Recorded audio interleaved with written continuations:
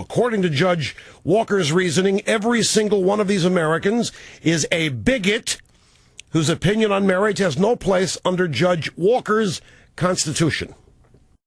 Judge Vaughn Walker in California did not just slap down the will of 7 million voters. He put those 7 million voters on trial.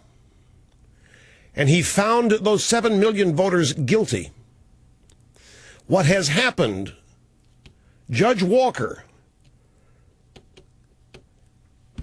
has now said that marriage is nothing more than homophobia, codified in law. Judge Vaughn Walker, California, did not just slap down the will of 7 million voters. Those 7 million voters were put on trial. A kangaroo court where everything was stacked against them. He wanted to make it a show trial. He wanted cameras.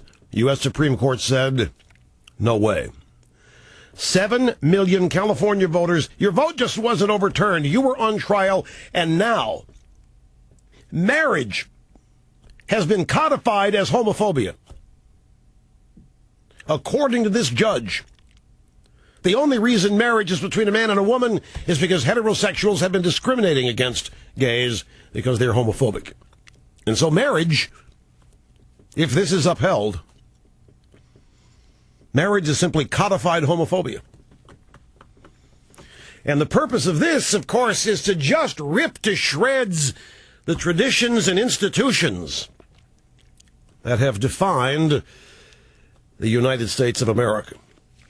This trial, Judge Walker, Judge Vaughn Walker, this trial, and I put that in quotes, was truly bizarre. But most importantly, the sponsors of the initiative ended up being on trial. The voters of Prop 8 ended up being on trial. I mean, same-sex marriage laws have been the subject of previous trials: Iowa, Hawaii, Massachusetts, New Jersey, elsewhere in California. In none of those trials, none of these previous same-sex marriage trials, were the thoughts of those who were either for or against the initiatives in question put on trial. The thoughts, the imagined thoughts, the perceived thoughts. In other words, those of you who voted for Prop 8 in California are victims of hate crimes or guilty of hate crimes. You were thinking discrimination. That's what this judge has said. Truly unprecedented. Never before have people been put on trial for their thoughts in same-sex marriage cases, but it's now happened.